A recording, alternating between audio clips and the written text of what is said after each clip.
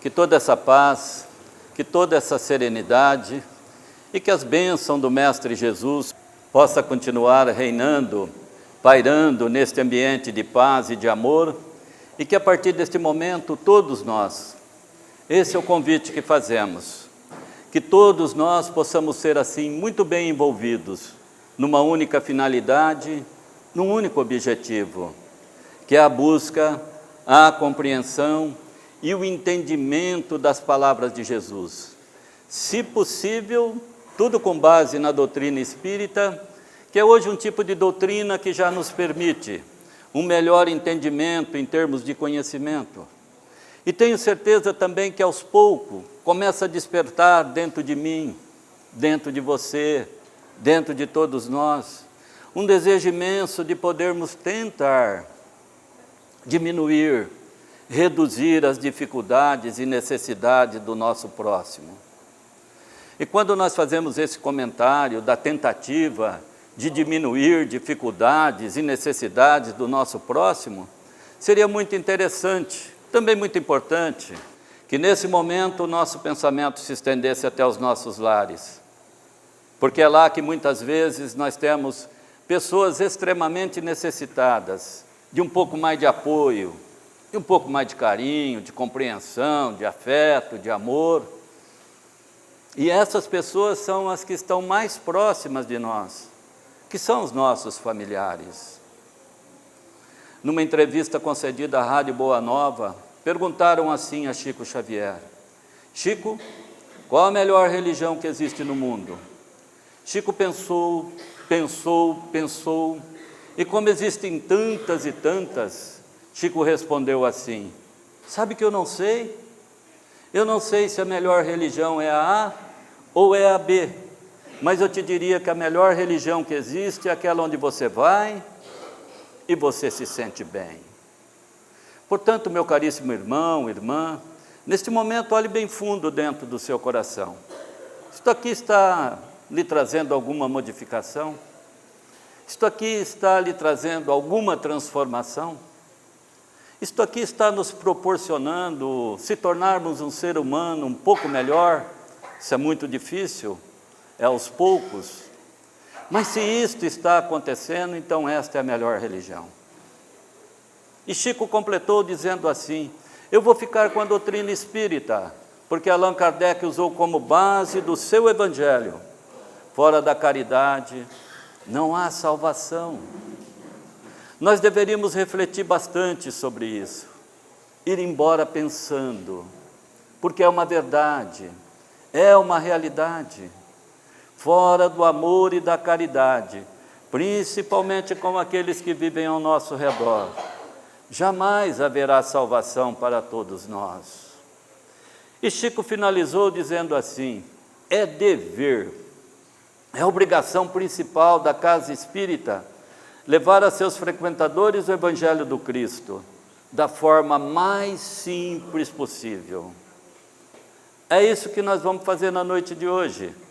Evangelho de Jesus bem puro, de ponta a ponta, com palavras de fácil assimilação, para ver se com um pouquinho mais de esforço da nossa parte, nós podemos tentar conseguir o que nós temos enorme dificuldade, que é o de realmente vivenciar, praticar esses ensinamentos do Cristo na nossa vida, na nossa família, no nosso trabalho e também cá na nossa comunidade. Seguindo essa recomendação de Chico Xavier, nós fomos até o Evangelho de Mateus 22, 34, e que por coincidência,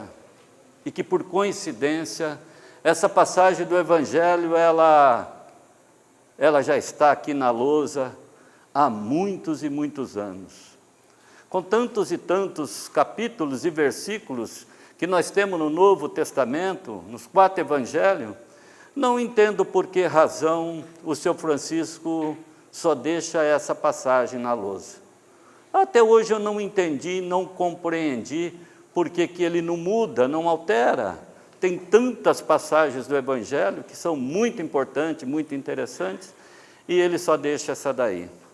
talvez por ele entender o que vai ser o objetivo da palestra de hoje. Mas para que possamos entender, compreender muito bem esse tema aí de amar o próximo como a ti mesmo, nós vamos dividir o tema em três partes. No primeiro momento, nós vamos até lá onde tudo isso aconteceu, fica bem do ladinho de Jesus em pensamento. Depois nós vamos até o Aurélio, ao dicionário, para poder traduzir as palavras contidas no ensinamento, porque naqueles tempos Jesus falava no antigo aramaico, era um sentido muito figurativo, eram várias etnias, várias tribos, vários idiomas, pessoas de localidades muito diferentes. Jesus tinha dificuldade de fazer as pessoas entenderem o que ele queria dizer, como temos até hoje. E no terceiro momento nós vamos até algumas obras de Kardec e também de Chico Xavier. Não precisamos mais do que isso, Jesus, Kardec e Chico Xavier. Vamos lá então? Convite a todos para uma pequena viagem no tempo, não muito, menos de 2000 anos. Vamos até o ano 30 da era cristã. Jesus deixa sua mãe Maria, Jesus deixa também a aldeia de Nazaré e vai para uma região muito bonita que se chama Galileia. Naqueles tempos, as margens do lago eram 5 vilas, povoados, de pessoas simples, humildes pescadores. Jesus se deu muito bem em Cafarnaum. No primeiro momento conhece André. André apresenta seu irmão Pedro, consertando as redes. Irritado, Pedro estava nervoso, não tinha conseguido naquele dia pescar nenhum peixe. E o peixe era o alimento, o sustento das famílias. Jesus vai até ele e diz assim: Pedro, acalme-se, a partir de hoje você será um grande pescador de almas. Um pouco mais acima conhece Tiago e seu irmão João. João ainda menino, 21 anos. Estava formado o primeiro time de Jesus. Seriam 12, mas esses 4 estariam mais presentes no início da sua evangelização. Jesus tinha um hábito de 2 ou 3 vezes por semana, ele se levantava bem cedinho, de madrugada, e se dirigia até o monte que tem ao norte desse lago. A montanha é um local de muita paz, a montanha é um local de muita energia, a montanha é um local muito procurado pelos bons espíritos. Ali, Jesus ficava orando, rezando, meditando, refletindo, e se elevava cada vez mais o nível espiritual do Cristo. Aliás, desse hábito de Jesus, nós temos alguns livros ali na doutrina espírita, aí na biblioteca, que também nos recomendam a fazer o mesmo que Jesus fazia. Ou seja, existe uma recomendação de que todos nós deveríamos fazer quando acordamos, fazer também uma introspecção interior. Mas tem que ser no primeiro minuto da manhã, quando acordamos, porque a mente está límpida, está clara, está pura, está cristalina. Os nossos pensamentos ainda não temos influência negativa. Não importa o local, pode ser na penumbra do quarto, na sacada do apartamento ou no fundo do quintal. Mas tem que ser uma oração que atinja o fundo do nosso coração. É um momento divino, mágico, de darmos uma olhada como estão os nossos pensamentos, como estão os nossos sentimentos, como estão as nossas emoções. O que é que está acontecendo que eu não consigo ser uma pessoa plenamente feliz? Aonde estão os meus pontos de fraqueza? Aonde estão os meus pontos de sofrimento? Sabe, nós que estamos na doutrina espírita, nós praticamente já atingimos o que os espíritos dizem de maioridade moral. Não é maioridade penal, não. Maioridade moral. Ou seja, nós já temos um pouquinho de conhecimento e nós já temos consciência que os nossos atos, as nossas ações, os nossos sentimentos, os nossos pensamentos, é que vão influenciar no decorrer da nossa existência, de sermos pessoas felizes ou infelizes. É os nossos pensamentos, nossos sentimentos, a nossa maneira de agir na vida, que vai nos colocar para andar num caminho de trevas ou num caminho de luz. Então é o momento de nós fazermos essa introspecção pessoal, porque o livro que compõe a nossa vida é nós que temos que escrever. Só nós temos a consciência, o caminho, a maneira de conseguirmos superar as dificuldades e as adversidades. E quando Jesus retorna, já era mais ou menos um cair de noite, um crepúsculo de noite, mais ou menos nesse horário. E quando Jesus chega à casa de Pedro, ele percebe que tem uma multidão de pessoas, mais ou menos como estamos aqui hoje. E Jesus aproveita aquele momento para sacramentar um ensinamento que ele considera um dos mais importantes, e que as demais religiões também consideram como sendo também muito importante. Jesus diz assim para aquelas pessoas: irmãos, um novo mandamento vos dou, ame o teu próximo como a ti mesmo. Dada a relevância, a importância do ensinamento, Jesus repete, e ele diz às pessoas: irmãos, um novo mandamento vos dou. O que é que você gosta que as pessoas façam para você? O que nós gostamos que os outros fazem para nós, diz Jesus que nós deveríamos fazer para eles, antes, sem nunca pedir nada em troca. Acontece que o apóstolo Pedro não era muito letrado, ele levanta a mão e questiona Jesus. Fala assim: o mestre, você disse que amar o próximo é um mandamento novo? Ora, esse mandamento já consta das Escrituras Sagradas, já vem dos tempos de Moisés, portanto o mandamento não é novo, é muito antigo. Jesus pôs os olhos calmo, sereno e tranquilo no apóstolo Pedro e responde assim: Pedro, quando eu disse novo, eu tenho consciência que ele é antigo nas Escrituras Sagradas, mas quando eu quero dizer novo, eu quero dizer que todos nós sabemos que temos que ser melhor, mais amoroso com as pessoas, com os nossos semelhantes, com os nossos familiares, mas temos dificuldade de vivenciar, de colocar em prática.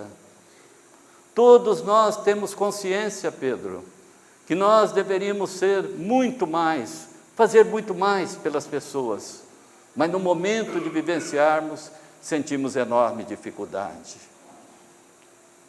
Jesus, naqueles tempos, para que as pessoas pudessem entender e compreender bem o que ele queria dizer, ele costumava usar ou de histórias ou de parábolas.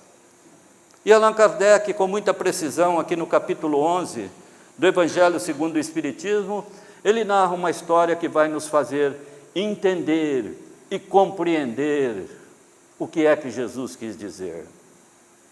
Conta Kardec aqui no capítulo 11, que naqueles tempos um rei mandou chamar até seu castelo um servidor que lhe devia. Estando o servidor no castelo, o rei disse para ele: você me deve.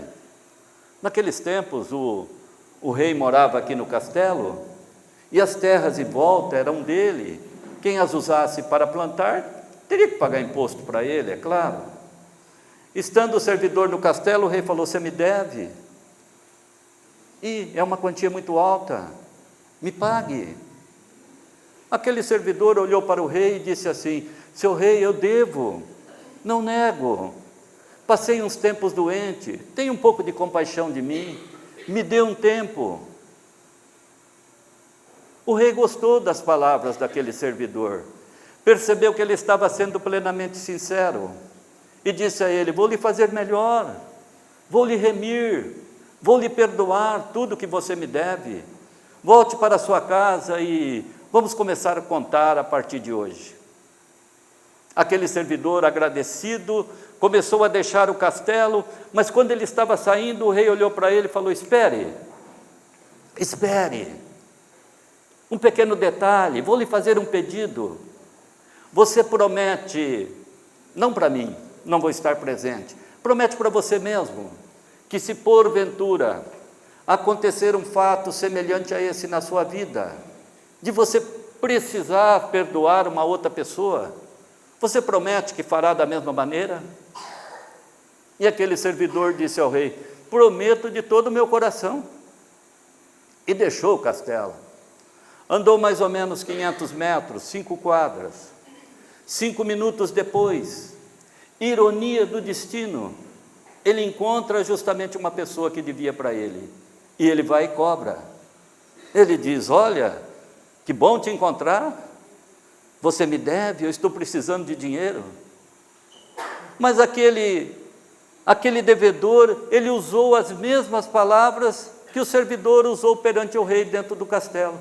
Olha, eu devo, não nego, mas não tenho, me dê um tempo, tenha compaixão de mim.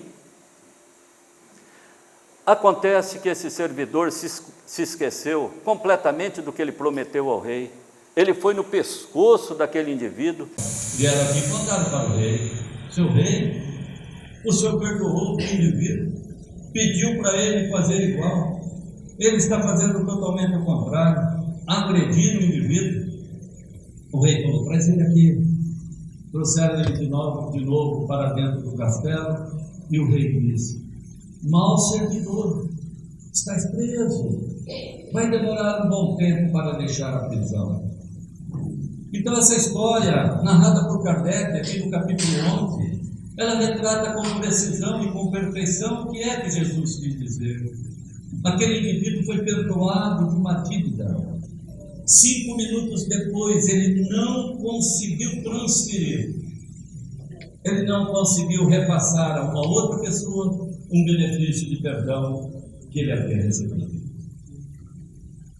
Bem, mas desses tempos de Jesus já se passaram muito tempo, muitos anos.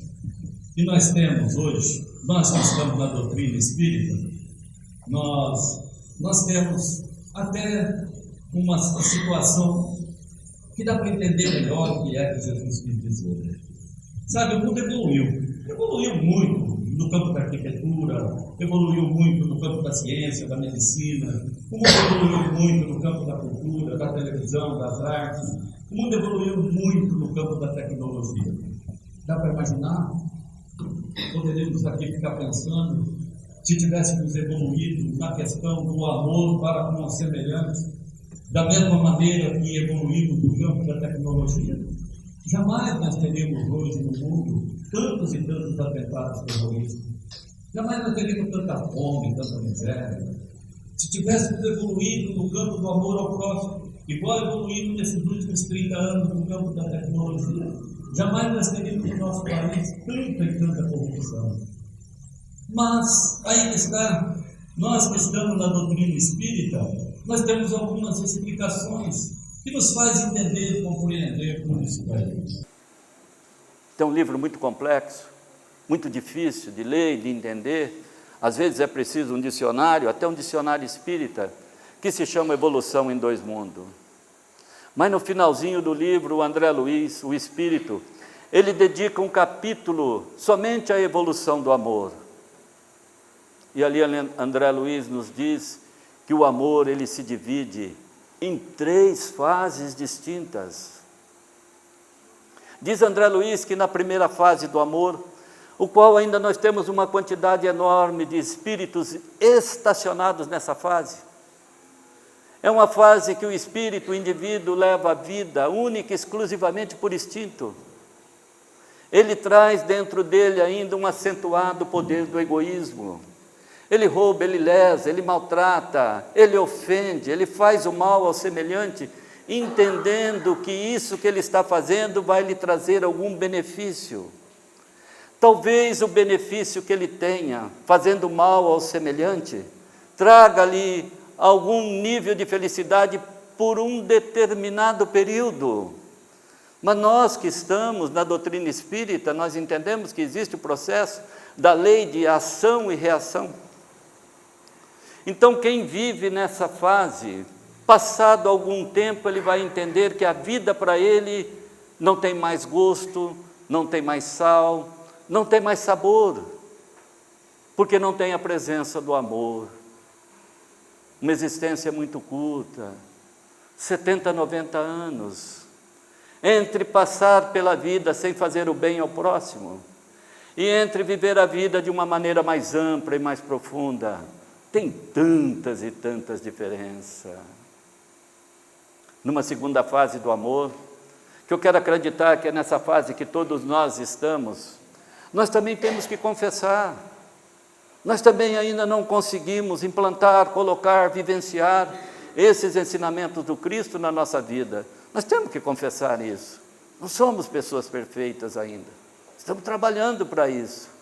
Mas todos nós já temos consciência, já temos conhecimento. Todos nós já travamos uma luta diária. E nós mesmos, é muito comum, quando fazemos o mal ao próximo, quando ofendemos outra pessoa, ou quando lesamos o outro, passado alguns 10, 15 minutos, todos nós já fazemos uma parada técnica, um stand-by, e começamos a cobrar de nós mesmos. Eu errei, eu tenho que fazer um esforço para não voltar a fazer isso novamente. Então, nós que estamos nessa segunda fase do amor, nós ainda não conseguimos vivenciar e praticar esses ensinamentos do Cristo, mas todos nós já temos conhecimento, já temos consciência. Quem conseguir elevar, melhorar um pouco mais o seu nível espiritual, tem tudo para ser uma pessoa muito mais feliz, muito mais saudável, ter muito mais paz, mais alegria e mais felicidade.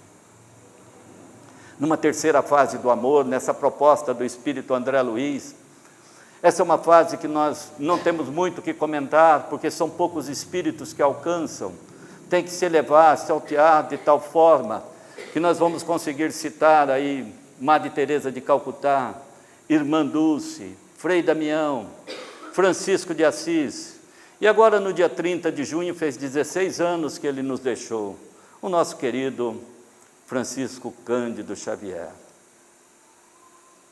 Dentro dessas perspectivas, dessas ilustrações, tenho certeza que começa a travar dentro de você, dentro de mim, dentro de todos nós, um desejo imenso de podermos entender e compreender o que é que se passa nessa dimensão do amor. Se tivéssemos um nível um pouquinho mais elevado, e pudéssemos realmente penetrar, entender, compreender o que é que se passa nessa dimensão do amor, eu tenho certeza absoluta que esse é um desejo, é uma ânsia, é uma vontade que trazemos dentro de nós mesmos. Nem precisamos do Evangelho de Mateus 22, 34, nem precisamos também do capítulo 11 do Evangelho segundo o Espiritismo. Podemos observar isso por nós mesmos aqui hoje. Todos nós hoje, quando deixamos nossas casas, deixamos os nossos familiares, deixamos o entretenimento da televisão e nos dirigimos até esta casa de paz, de amor e de oração, todos nós, eu tenho certeza absoluta, afirmo com segurança, todos nós estamos aqui hoje em busca de uma conexão com Deus. E Deus somos nós mesmos. Todos nós estamos aqui hoje em busca de uma conexão com Jesus. Todos nós estamos em busca de uma conexão, ligação com os espíritos amigos, benfeitores espirituais. Isso já aconteceu no momento da prece inicial do nosso irmão José. A nossa mente, o nosso espírito acerenou de tal forma que nos distanciamos de todas as adversidades, os problemas do dia a dia. Por pior que seja o orador, por pior que seja o assunto escolhido, toda palestra, todo assunto, todo conteúdo, sempre tem algo que, se nós fôssemos analisar, nós entendemos e compreendemos que tem muita coisa que nos ajuda a refletir, a pensar, e que pode ser introduzido na nossa vida e modificar para melhor. E depois nós temos a parte final. O seu Francisco diz que a partir da 00:01, toda casa que se presta a fazer o bem ao semelhante, toda casa que trabalha em benefício da caridade ao próximo, e temos certeza absoluta que essa é uma delas.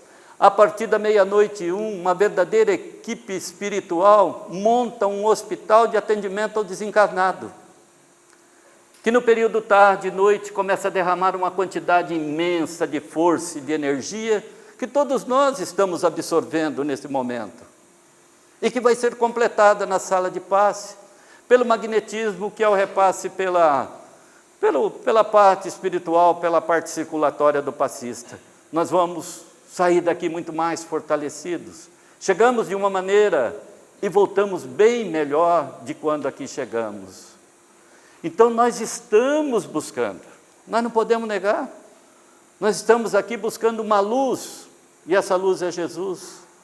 Nós estamos aqui buscando algo que penetre a nossa mente, o nosso espírito, o nosso coração, e nos possa dar um pouco mais de serenidade e tranquilidade, e nos possa dar um pouco mais de inteligência, de sabedoria, para podermos lidar com as nossas dificuldades, os nossos problemas, a nossa ansiedade, as nossas fraquezas, os nossos princípios de depressão, todos aqueles males que temos no nosso espírito.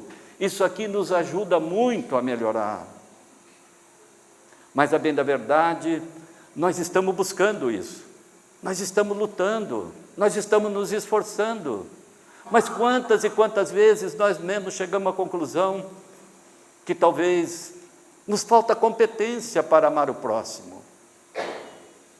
Acho que a colocação do espírito aí é um pouco muito forte. Vamos abrandar, vamos abrandar. Será que nós estamos com vergonha de amar o próximo? Tem pai que tem vergonha de falar eu te amo para o filho, e tem filho que tem vergonha de falar eu te amo para o pai. Vamos abrandar mais um pouquinho. Será que nós estamos com medo de amar o próximo? Será que é isso? Quantos de nós que somos casados, que temos um companheiro ou companheira, ou temos namorada, namorada, e nós temos dificuldade de falar eu te amo para ele ou para ela? Quem ouve fica tão contente, agradecido, e quem fala não precisa pagar. Não tem custo, hein? Tem custo de falar eu gosto de você, eu amo você, não tem custo nenhum. Ah, tem um custo sim. Esse custo é o esforço interior de falar, de querer falar. Mas vamos abrandar mais um pouco. Como estamos na doutrina espírita, eles dizem que em questões espirituais nós ainda somos muito ignorantes. Vamos abrandar mais um pouco. Talvez nós ainda não aprendemos a amar o próximo. Isso, podemos ficar com essa. Não aprendemos, mas podemos começar a partir de hoje, porque amar se aprende amando.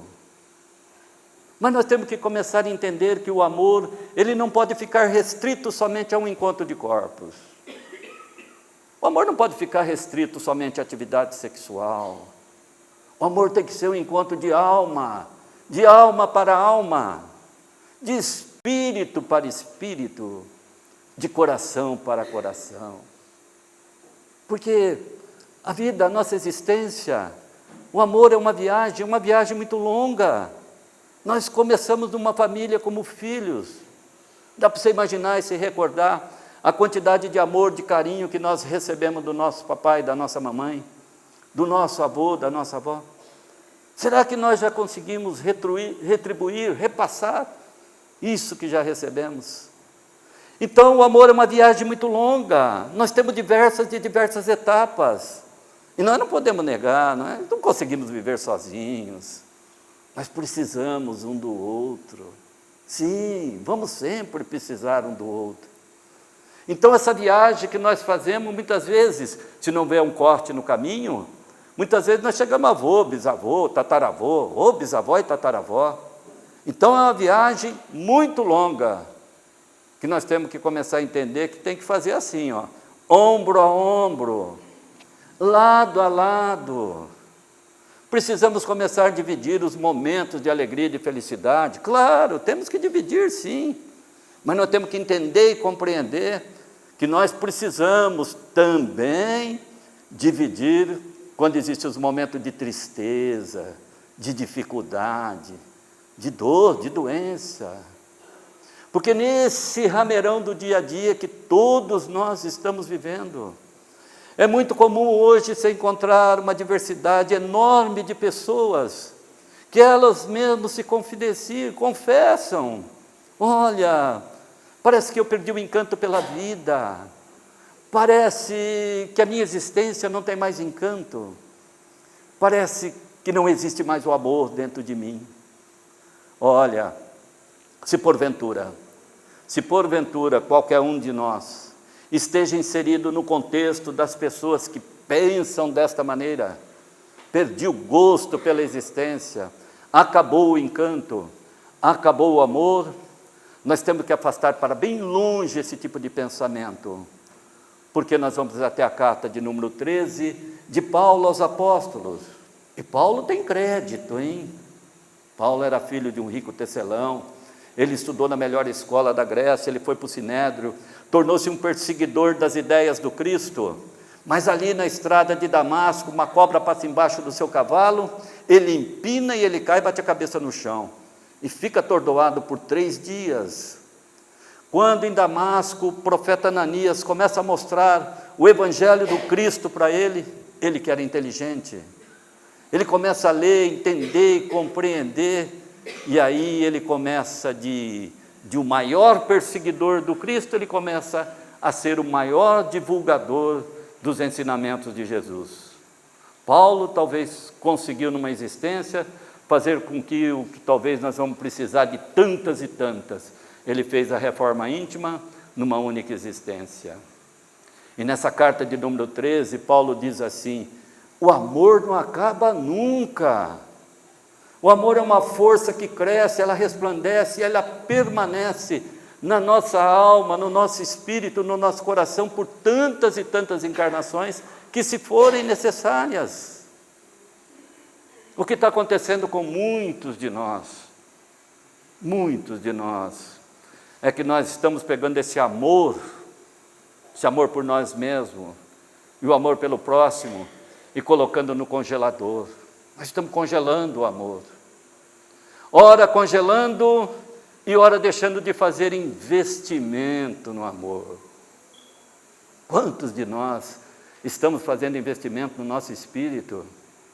A questão 23, em combinação com a 76 do Livro dos Espíritos, Allan Kardec pergunta assim: o que é o espírito? E as entidades benevolentes do plano maior respondem: é o princípio inteligente da vida, isso que nos faz pensar, isso que nos faz raciocinar, isso que nos faz tomar decisões. Nós estamos fazendo muito pouco investimento, muito pouco mesmo. Nós fizemos essa palestra no Consolador, ali na Rua Independência, ao lado do albergue, e quando nós terminamos a palestra, uma senhora beirou-se de nós e falou assim: quero lhe contar uma história. Olha, eu me apaixonei por um homem e casei com ele. Que maravilha, que bênção divina. Eu casei e nós tínhamos por objetivo um único filho, e tivemos um filho maravilhoso, investimos nele, se profissionalizou e casou também com uma menina, uma norinha, que nós ficamos com a família perfeita. Não queríamos, se a questão 920, 921, Allan Kardec pergunta se existe a plena felicidade na Terra, e os espíritos respondem que a Terra ainda é um planeta de provas e expiações. Ela falou assim: para mim não, para mim não. O planeta Terra é um planeta de plena felicidade. Eu amo meu marido, ele me ama, nós temos um filho que ele se profissionalizou, casou com uma menina, e para completar essa felicidade, eles tiveram 2 filhos, um casal, menino e uma menina, pronto, família perfeita. Só que no primeiro semestre de 2016, meu filho desencarna por um AVC. E no segundo semestre desencarna a minha norinha também. Ficamos com os 2 netinhos. Então toda hora que olhamos para ele, nos bate aquela tristeza, aquele sofrimento, aquela dor. Aí eu perguntei para ela, eu falei: mas por que a senhora está me contando tudo isso? Ela falou, eu estou lhe contando tudo isso, que você está falando de investimento no Espírito, que muitos de nós deixamos de fazer investimento no Espírito. Eu falei, o que a senhora quer dizer? Ela falou, eu quero dizer que o meu marido, que não frequenta nenhuma igreja católica, nem evangélica, nem um centro espírita, ele toma 6 comprimidos por dia e ainda faz 2 sessões de psiquiatria. Eu falei, o que a senhora quer dizer? Ela falou, eu quero te dizer que eu frequento a casa espírita 2 vezes por semana, na quinta e no domingo. Eu, na quarta noite, eu participo do estudo do Evangelho. E na quarta tarde, que é a minha folga no trabalho, eu faço o Evangelho no grupo católico, um grupo de oração. Então, eu estou mais perto do Cristo por 4 vezes na semana. Ele, nenhuma. Ele toma 5 comprimidos, 2 sessões de psiquiatria. Eu só tomo um comprimido. Mas se você me perguntar se isso eliminou a minha dor, o meu sofrimento, ela falou, não, eu continuo sofrendo, eu continuo com dor, mas eu tenho o meu sofrimento, a minha dor mais amenizado. A presença do Cristo mais perto do meu coração, do meu espírito, ela me dá um entendimento de que me faz eu sofrer menos. Continuo sofrendo, mas eu sofro menos. Então, nós precisamos fazer uma avaliação de quanto nós estamos fazendo de investimento no nosso espírito. Porque nesse mundo moderno, que todos nós estamos vivendo, com esse avanço da tecnologia, claro, sem crítica, isso trouxe um benefício empresarial muito forte, no profissional também, muito e muito benefício. Mas esse mundo agitado nos está levando para 2 caminhos. Um que é o caminho das obrigações. Tem hora que nós não temos mais tempo para nada. Impressionante. Nós vivemos atribulados, correndo para cá e para lá. É uma luta diária para eu ter uma camisa mais nova, uma calça mais nova, um vestido mais novo. É uma busca incessante do ter um celular de última geração, um carro mais novo, uma casa. Então, ora nós estamos seguindo esse caminho das obrigações, e ora nós pendemos pelo caminho das distrações. Quantas e quantas pessoas ficam focadas, ligadas, num grupo de WhatsApp, de Instagram, ou de Facebook, ou quantas e quantas pessoas ficam muitas e muitas vezes assistindo uma quantidade enorme de programa na televisão, que se você for avaliar de ponta a ponta, nenhum te traz algum benefício para que possa fortalecer a sua alma, o seu espírito e te dar uma preparação melhor para poder lidar com as dificuldades, com os problemas, com os obstáculos, com os altos e baixos que nós temos na nossa existência. Mas sabe, parece que Jesus previa tudo isso. Sim, parece que ele previa, porque certa vez Jesus chamou o apóstolo Pedro e pergunta assim para ele: Pedro, você me ama de verdade? E Pedro responde que sim. Jesus não fica contente e pergunta pela segunda vez: Simão Pedro, filho de Barjonas, tu me amas? Pedro reitera a resposta da primeira pergunta e ainda acrescenta: eu te amo e jamais te abandonarei. Jesus pergunta pela terceira vez. Pedro chora, fica emocionado, e Jesus percebe que Pedro o amava de todo o seu coração. 2 dias antes de ser crucificado, Jesus chama novamente o apóstolo Pedro e diz assim para ele: sei do teu amor para comigo, mas olha o que eu vou te dizer, ainda esta noite, antes do novo amanhecer, antes do galo cantar, tu vai me negar por 3 vezes. Pedro não entendeu, não compreendeu o que Jesus queria dizer, mas aconteceu. Jesus foi preso, seria julgado e depois seria crucificado. E Pedro não entendeu, não compreendeu. Agora eu fico aqui também não entendendo e não compreendendo. Como é que eu posso ocupar a tribuna e querer fazer uma pregação religiosa para que todos nós possamos nos esforçar para amar mais um pouco nós mesmos e o nosso semelhante. Se Simão Pedro, que viveu 3 anos ao lado do Cristo, Simão dividiu as alegrias, as tristezas, as dificuldades, os problemas. Pedro tentou caminhar sobre as águas, não conseguiu, Jesus o salvou. Pedro tentou cortar a orelha do soldado, Jesus falou: não, Pedro, quem com ferro fere, com ferro será ferido. Devemos crucificar Pedro? Devemos taxar Pedro como sendo um verdadeiro covarde? Não, de maneira nenhuma. Pedro também era um ser humano. Pedro também tinha sua família, tinha que trabalhar para o sustento. Pedro também era uma pessoa semelhante a nós. Pedro também tinha os seus medos, as suas dificuldades.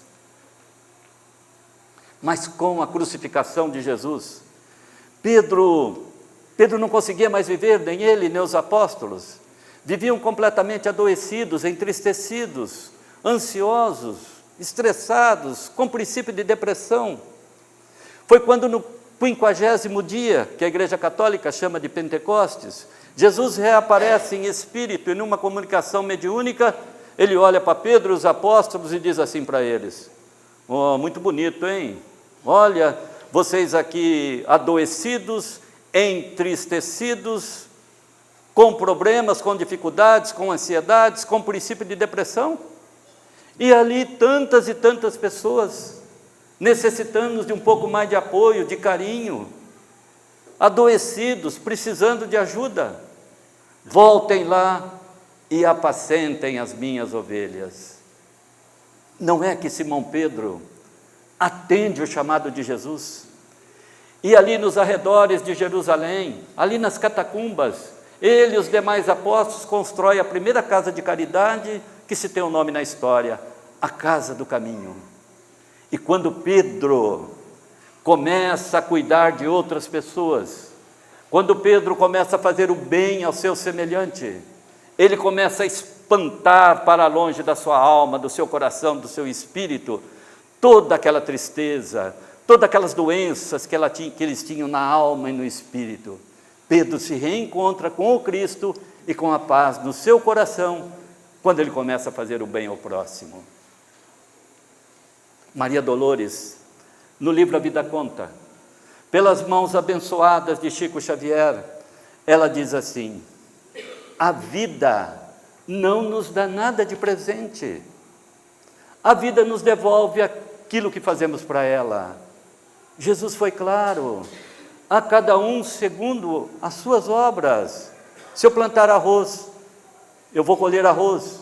Se eu plantar feijão, eu vou colher feijão. Não existe mágica de eu plantar feijão e querer colher arroz. Não existe essa mágica. Se eu tratar ela com amor, com carinho, com dedicação, com afeto, mesmo que ela não simpatize comigo, depois de um determinado período, ela começa a me devolver amor, carinho, afeto. Mas se eu tratar ela com agressividade, ofendendo sempre, querer que ela me devolva amor, carinho, afeto, isso não vai acontecer. Quem plantar o amor, vai colher uma flor. Mas quem plantar o ódio, a mágoa, vai colher espinhos. Maria Dolores encerra o estudo dessa parte do Evangelho de amor ao próximo, quando ela diz assim: derrama o amor pelo caminho, toca a lira da fé que te procura, porque a mensagem da paz canta baixinho em todo lar que reine bondade doce e pura. É uma verdade, a harmonia no lar gera bondade doce e pura. Vamos tentar espalhar ramo de flores. Eu sei que tem muitas vezes, aqui dentro, a mágoa nos tortura. Sim, quantas e quantas vezes acontecem coisas que nos tortura por dentro. Mas nós temos que entender, compreender que é uma verdade, é uma bênção divina. Aquelas coisas que nós dizemos assim: eu te amo, meu amor, um carinho, um afeto, um abraço, isso são como estrelas candentes quando ilumina a noite escura. Vamos fazer um esforço para fazer o bem ao próximo, a caridade também, o quanto a gente possa, porque não tenhamos dúvida nenhuma dúvida.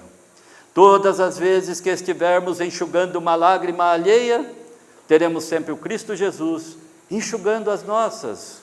Então, desejo a todos que a partir de hoje possamos estar mais perto de Jesus, olhar mais para Jesus. Quem sabe, hein? Quem sabe, com um pouquinho de esforço da nossa parte, amanhã todos nós possamos ter ao nosso lado essa presença divina do Mestre Jesus, como sendo a nossa principal companhia. Tenho certeza que assim vai ser, assim será, que assim seja.